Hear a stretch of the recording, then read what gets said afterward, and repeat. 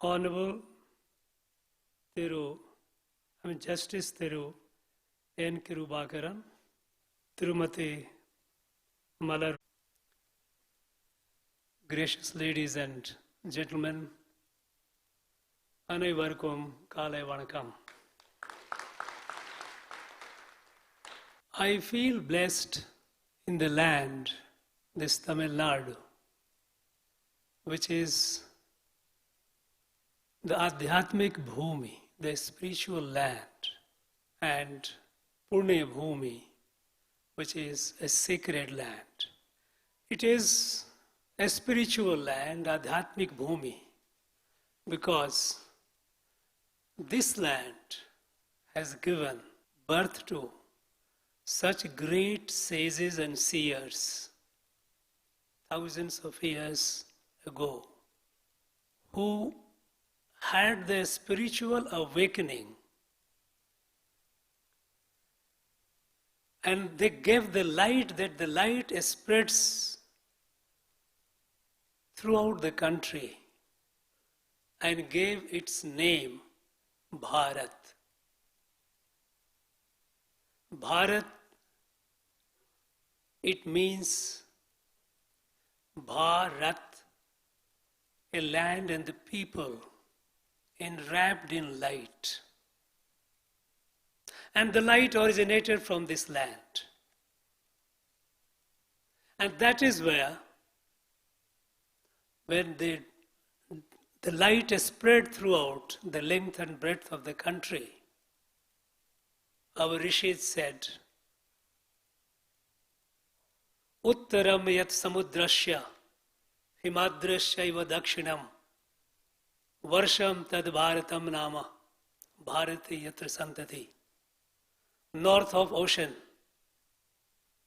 and south of the ice-peaked Himalayas is the land enwrapped in this light, enlightened land. It is Bharat, and its children are Bharati. Thousands of years ago, this light originated here. This is Adhyatmik Bhumi because it gave us great people like Thirukural, Agastya, long back,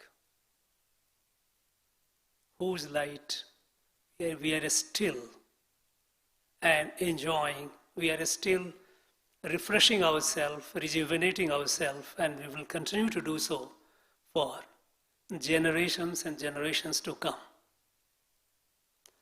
This land is Adhyatmik Bhumi also, because it is this land where Swami Vivekananda got his awakening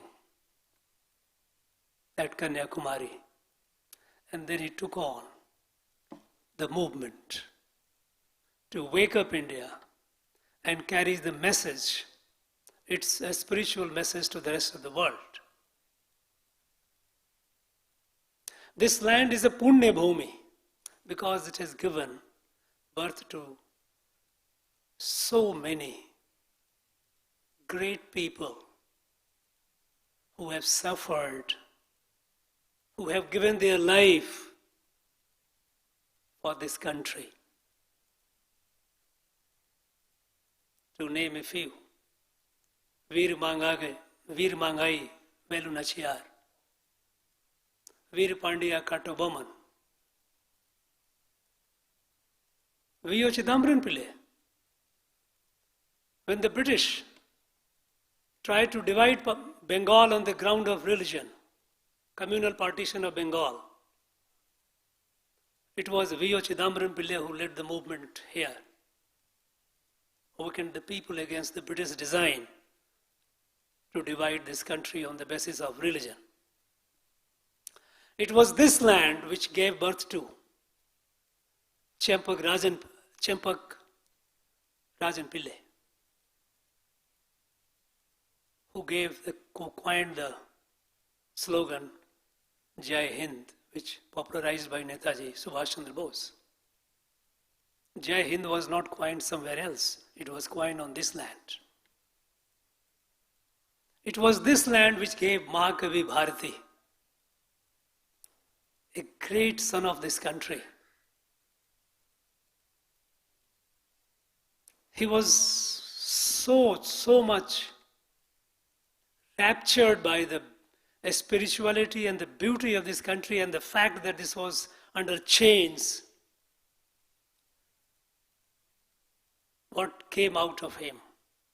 The revolutionary poems, the poetries which awakened the masses, the youth. So to be in this land is having a sense of bliss. Today,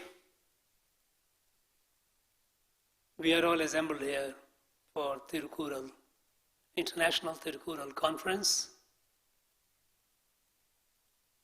Kural Malay Sangam, which is organizing it under leadership of Ravi Kumar, is doing a great job.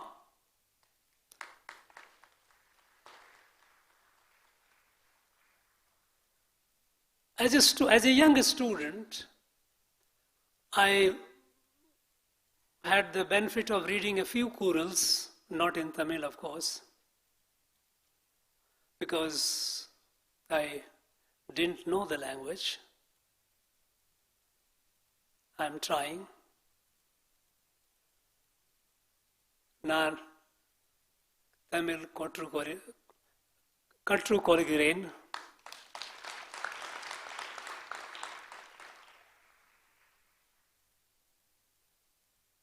But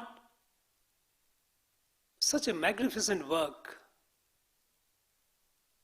Subsequently, when I got opportunity to read the English translation of it,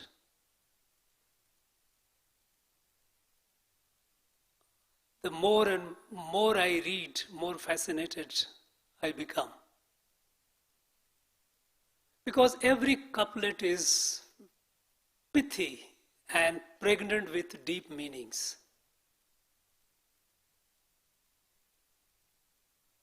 But one question which has, or curiosity you may call it, has agitated me all through is, this great scriptural epic, which has all the ingredients to be what we say, ulag podumarai. It has been represented or presented as a treatise on ethics and morality. Yes, ethics and morality are very much integral to it. There could not be a better presentation of ethics and morality than what we have in Thirukural. But having gone through it, and with my limited understanding, at the very beginning I plead ignorance and seek forgiveness if I transgress. But my curiosity has been that, is this treatise only on ethics and morality? Because I see it is steeped in spirituality.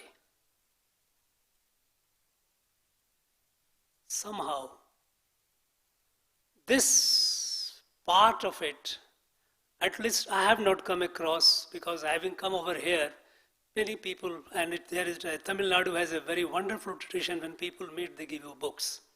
Nowhere in the country it is so. And many people gave me different translations of Thirukural. But by and large, that a spiritual element of Thirukural has been missing in at least all the books that I received.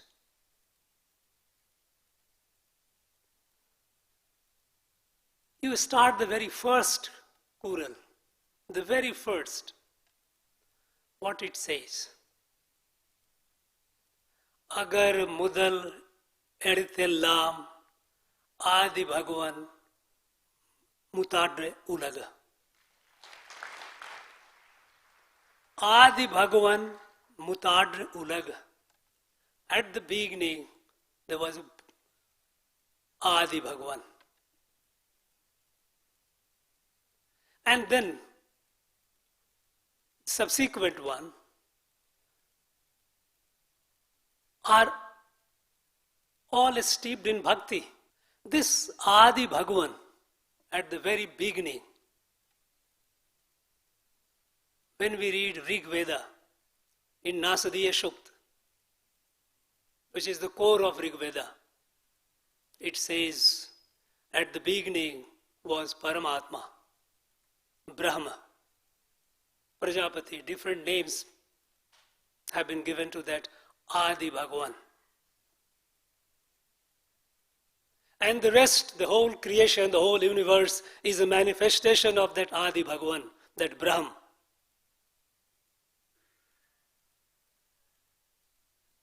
And when we say that the whole universe, whole entire creation is a manifestation of that Adi Bhagavan, then we see the spiritual connect between not only all of us, all the human being, but we also see with the rest of creation. Subsequent Kurals. Kural number 4. Vendudal Vendamai, Ilanadis, Serandark, Yandu Midumbai Ila. It says, if the total dedication and devotion with that Adi Bhagavan, no sin, no evil will touch you. I find a resonance, a mirror in Bhagavad Gita, where it says, Brahmanadhyaya karmani sangam tektava karoti yaha labhyate na sapapena padma patra vibambasa. If with the total devotion to the Brahm, that Adi Bhagavan, if you do anything, the sins and evils don't touch you. You are like a lotus leaf in the water, surrounded by sins, yet sins don't touch you.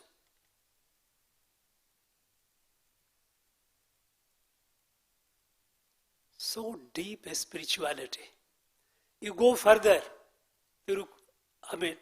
Thirukural. It talks about renunciation. It talks about ways to be free from the cycle of birth and death.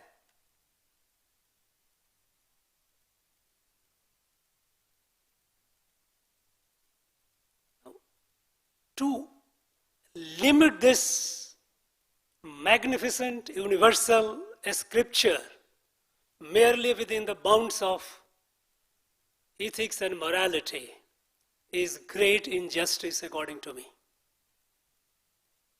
Maybe this has been the result of certain perverse politics that we have started distancing ourselves from spirituality. Ethics and morality per se don't stand. Advices are there. Plenty of people give advice. But the root of that advice, that ethics and morality lies in a spirituality. That is what Thiruvalluvar, the great Thiruvalluvar had said is how to lead a dharmic way of life. Be at individual level, be at a collective level.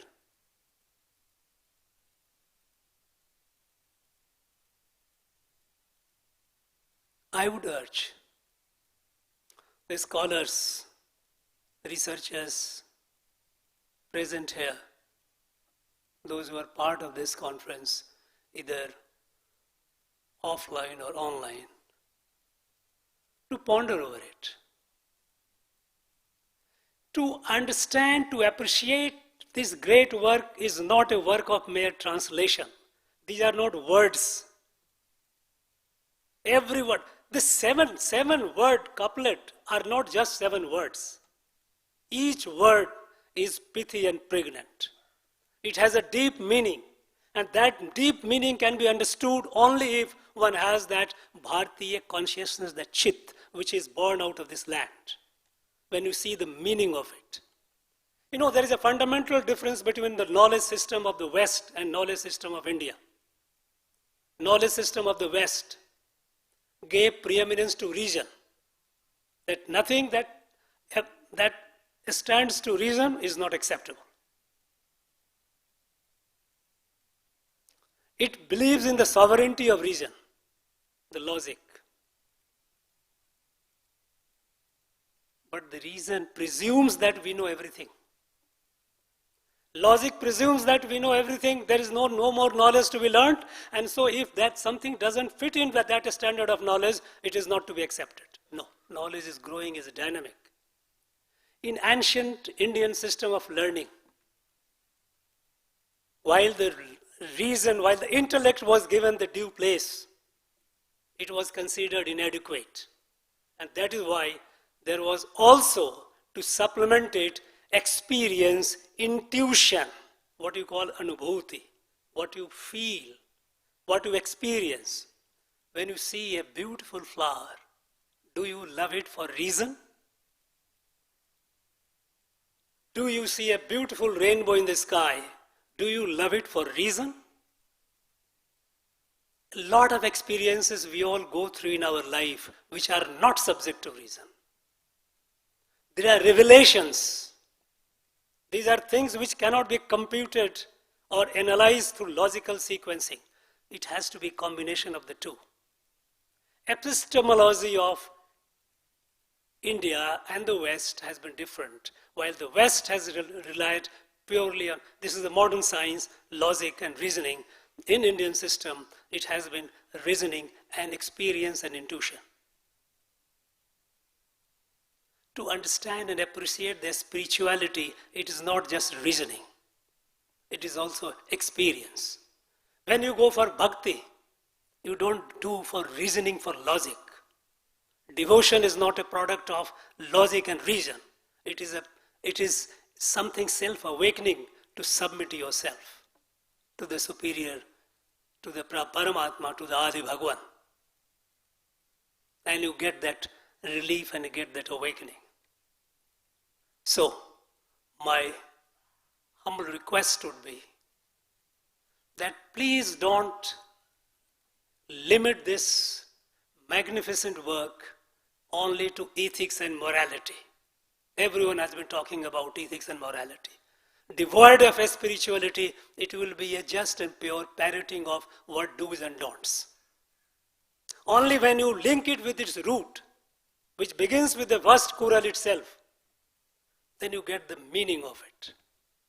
And I would urge everyone to kindly do it full justice.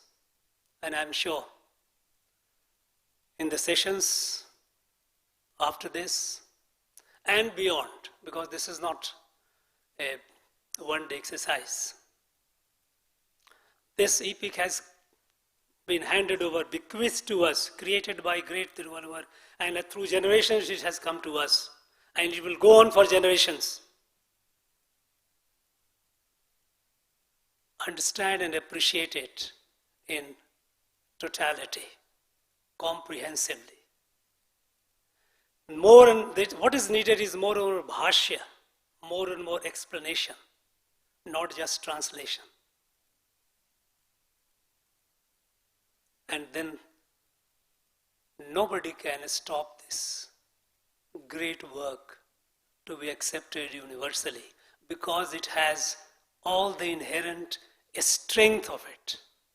It doesn't need anyone's recognition or anyone's approval. It is there. It is there not because someone recognizes. It is there because it has that strength.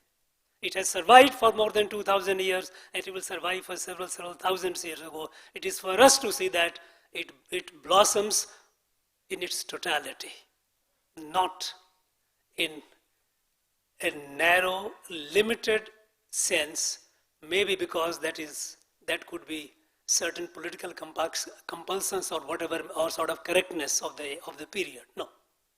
These things have been there much before, long before different political ideologies have come and gone. In the 2,000 years, many thoughts, many ideologies have come and gone, and many will come and go. This holy text will stay with us. So it is for us to see that its whole glory is preserved. I wish all of you all the best. You have a very meaningful discussions, meaningful deliberations, meaningful what we call Shastrarth, which has been debate, which has been the Indian tradition. And let something good come out of it. Nandri, Valaga Tamil, Jai Hind.